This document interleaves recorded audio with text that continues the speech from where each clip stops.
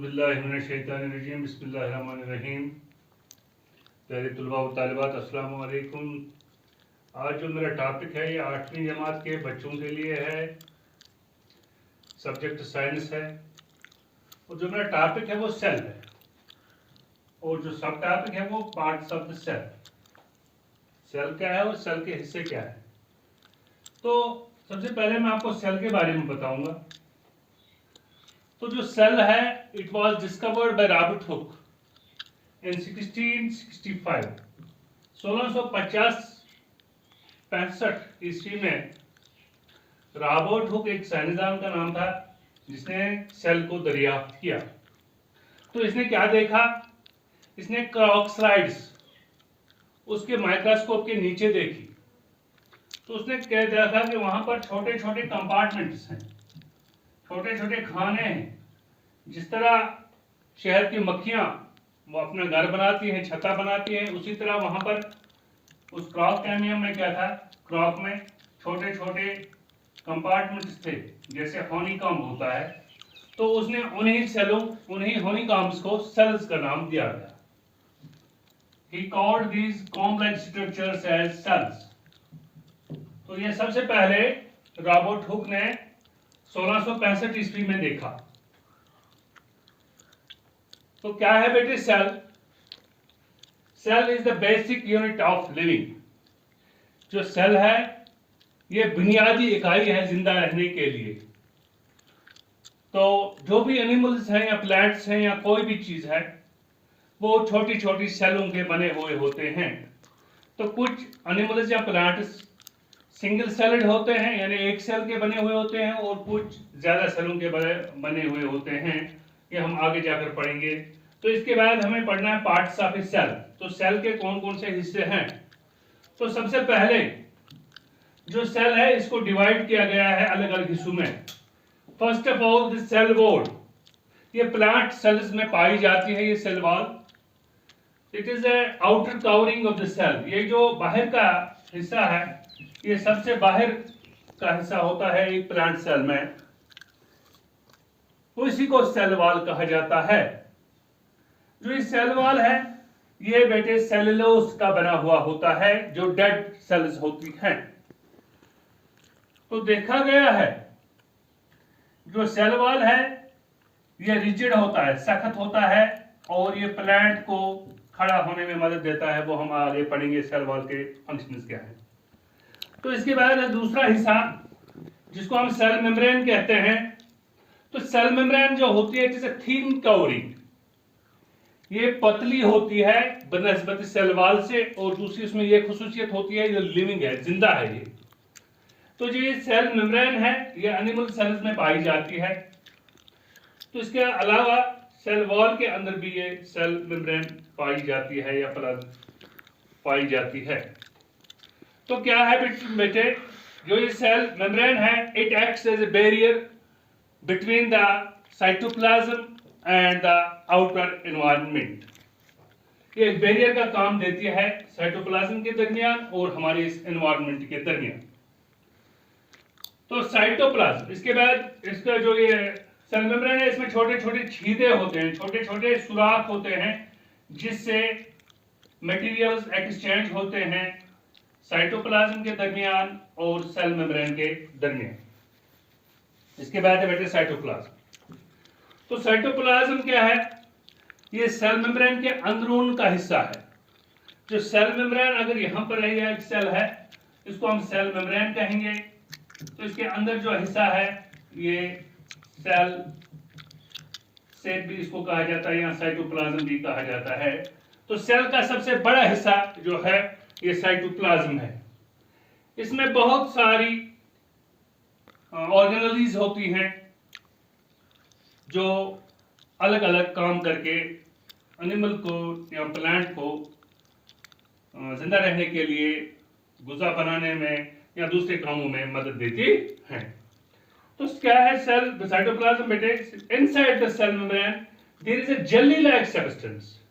तो ये jelly like है, ये गोंद जैसा है, गोंद जैसा सब्सटेंस होता है, गाढ़ा होता है। तो इसमें क्या होती है, इसमें different kinds of cell organelles इसमें होती हैं।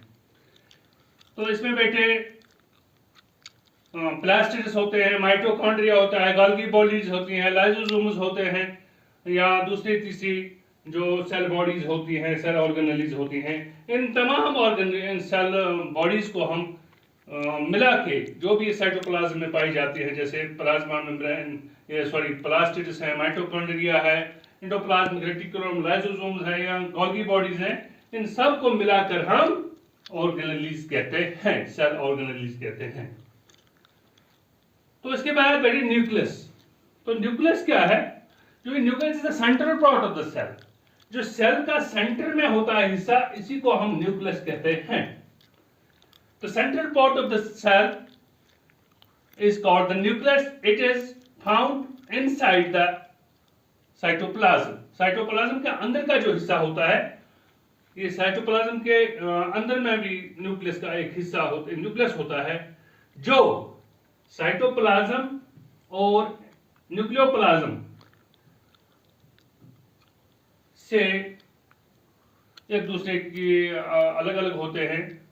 तो जो मेम्ब्रेन होती है उसको न्यूक्लियर मेम्ब्रेन कहा जाता है, उसी से ये सेपरेट होता है, उसी से अलग अलग होता है, न्यूक्लियस से और साइटोप्लाज्म से। तो जो ये न्यूक्लियस है बेटे, ये क्या है?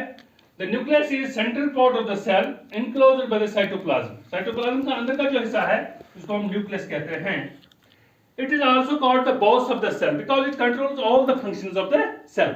इसको सेल का बॉस, जैसे हमारे स्कूल का प्रिंसिपल होता है या कोई एचओडी होता है, तो इसी तरह जो ये न्यूक्लियस है ये भी बॉस ऑफ द सेल होता है, तमाम चीजें यही कंट्रोल करता है। तो जो ये न्यूक्लियस है ये भी कुछ हिस्सों का बना हुआ होता है, जैसे न्यूक्लियर मेम्ब्रेन है, न्यूक्लियर शेप है, या इसको न्यूक्लियोप्लाज्म भी कहते हैं, और न्यूक्लियोलस है और क्रोमोसोम्स हैं। अब हम न्यूक्लियर मेम्ब्रेन देखेंगे क्या होती है। न्यूक्लियर मेम्ब्रेन जो है outer thin covering of the nucleus, nucleus की जो सबसे बाहर की तह होती है इसी को न्यूक्लियर मेम्ब्रेन कहते हैं। इसमें छोटे छोटे छीदे होते हैं, छोटे छोटे सुराख होते हैं, जिससे एक्सचेंज ऑफ मटेरियल्स होता है, यानी मटेरियल्स बाहर भी जाते हैं और अंदर भी चले जाते हैं इस न्यूक्लियो मेम्ब्रेन से। तो ये जो बेटा है ये न्यूक्लियोप्लाज्म से और साइटोप्लाज्म से चीजों को अंदर आने और बाहर जाने में मदद देता है, क्योंकि इसमें छोटे छोटे सुराख होते हैं, उन्हीं से चीजें जो है, जो मटेरियल्स हैं, वो न्यूक्लियोप्लाज्म से साइटोप्लाज्म की तरफ आती हैं या साइटोप्लाज्म से न्यूक्लियोप्लाज्म की तरफ जाती हैं। तो ये भी एक बैरियर का काम करता है जो ये न्यूक्लियर मेम्ब्रेन है, बट इट इज परमेबल। इसमें छोटे छोटे जर्रे, छोटे छीद हैं, छोटे छोटे क्या कहेंगे सुराख हैं, उन्हीं से मटेरियल आगे पीछे चली जाती हैं। इसके बाद है बेटे न्यूक्लियोप्लाज्म। तो न्यूक्लियोप्लाज्म क्या है? The nucleoplasm is a jelly-like material inside the nucleus.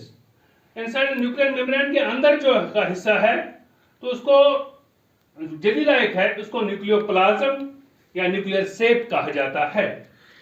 तो इसमें बेटे क्या है, इस न्यूक्लियर शेप में या न्यूक्लियोप्लाज्म में, इसमें थ्रेड लाइक स्ट्रक्चर्स हैं जिनको हम क्रोमोसोम्स कहते हैं। The nuclear shape of the nucleoplasm contains the thread-like structures called the chromosomes. उनको हम क्रोमोसोम्स कहते हैं। The chromosomes are responsible for the transmission of characters from parents to offsprings. जो पेरेंट्स होते हैं उनसे वो कैरेक्टर ट्रांसफर करते हैं बच्चों में। तो यानी जो हमारे वालिद या वालिदा होते हैं उनसे कैरेक्टर्स हमारे बच्चों में ट्रांसफर होते हैं थ्रू दीज क्रोमोसोम्स। तो जो भी इनसाइड जो भी सेल में फंक्शंस होती हैं वो भी ये न्यूक्लियस कंट्रोल करता है। That means nucleus is the boss of the cell. It controls all the functions of the cell. तो मैंने आपको ये कहा कि सेल जो है it is the basic unit of living. जिंदा रहने की इकाई जो है वो सेल है। तो सबसे पहले जो सेल ये रॉबर्ट हुक ने देखी 1665 में, तो वो क्रॉक में उसने ये हनीकॉम्ब लाइक स्ट्रक्चर्स उसने देखे, तो उन्हीं को उसने नाम दिया सेल्स। तो पार्ट्स ऑफ द सेल जो हैं, सेल के कितने हिस्से हैं? सबसे बाहर का हिस्सा जो सेल का होता है it is cell wall, it is found in plant cells. तो सेल वॉल क्या होता है? It is made of dead cells, rigid cells which provide shape and structure to the plant. ये डेड होती हैं और प्रोटेक्शन भी देती है। इसके बाद cell membrane. The cell membrane is the thin covering of the cell it is found in the animals. ये डेड नहीं होती है, लिविंग मेम्ब्रेन होती है, ये एनिमल्स में ज्यादा पाई जाती है।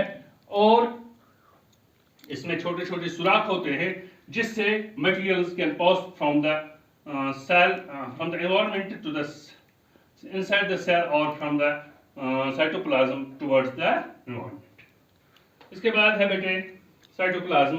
तो साइटोप्लाज्म क्या है? Inside the cell membrane there is a jelly-like structure called the cytoplasm. It contains different kinds of cell organelles such as plastids from क्या कहेंगे mitochondria, Golgi bodies, lysosomes।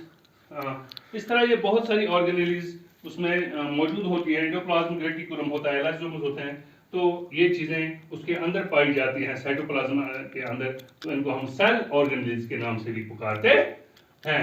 इसके बाद न्यूक्लियस बेटे। तो central part of the cell is called the nucleus. It is also the boss of the cell because it controls all the functions of the cell. तो just like our principal who controls the school activities, and just like that the nucleus is also the controller of the cell. That's enough for today. Okay, Salam.